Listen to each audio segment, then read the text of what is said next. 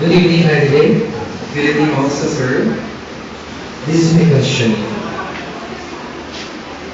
Bibigyan ka ng pagkakataon na maglagay sa isang tahon ng kahit anumang bagay para ma-preserve ang future. Ano ito at bakit? Thank you, sir, for that very nice question that you given to me. If I had a chance to preserve one thing in a box, and going to preserve, probably the thing that I'm going to preserve is my diploma as a bachelor's degree. Because as you can see, we are homosexuals. They intend that homosexuals are bad.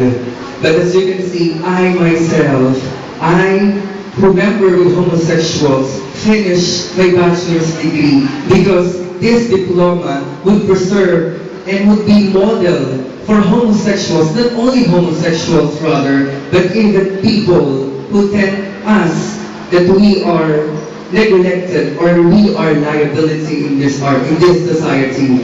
And one thing and for more, that diploma, I'm going to preserve it because that diploma is for my parents. Because without my parents, without the helping of my parents, I'm not going to gain my diploma. That will be all, and thank you.